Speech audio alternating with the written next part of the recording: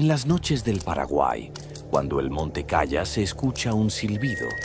Le llaman Caray Piaré, el señor de la noche, protector del monte, castigador de hombres, dueño del silencio.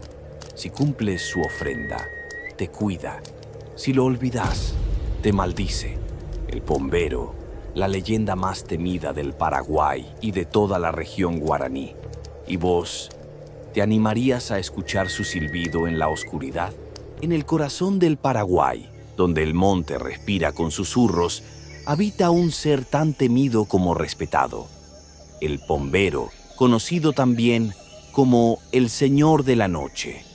Su figura es parte inseparable del imaginario guaraní. No hay campesino que no haya oído hablar de él, ni niño que no haya sentido un escalofrío al escuchar su silbido en la oscuridad. En Paraguay, el pueblo lo llama con respeto Caray Pijaré, Señor de la Noche, porque la oscuridad es su dominio y en ella reina absoluta. Se lo describe como un hombrecillo bajo, peludo, de piel oscura, con un sombrero de paja enorme que oculta su rostro. Sus ojos brillan como brasas en la noche y su silbido es su marca inconfundible. ¿A quién persigue? El pombero es protector y castigador al mismo tiempo.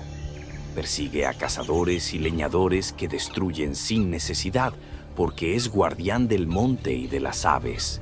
Acecha a pescadores que sacan más peces de los que necesitan. Asusta y seduce a mujeres jóvenes, dejando en el misterio embarazos y encuentros inexplicables. Castiga a los niños que desobedecen y salen de casa después del atardecer. Para evitar su ira, los campesinos saben que deben respetarlo. Se le ofrece tabaco para fumar, caña paraguaya para beber, miel y frutas como símbolo de dulzura. Estas ofrendas se dejan de noche en la entrada del monte o junto al tatacuá.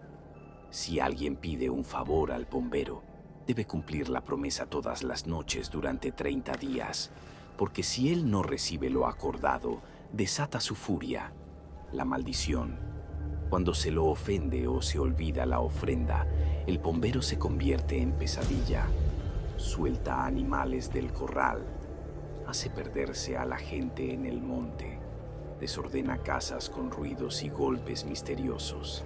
En casos extremos, toca a las personas con sus manos peludas, provocando temblores, fiebre o mudez. A pesar del temor que inspira, el pombero cumple una función vital en la cultura guaraní.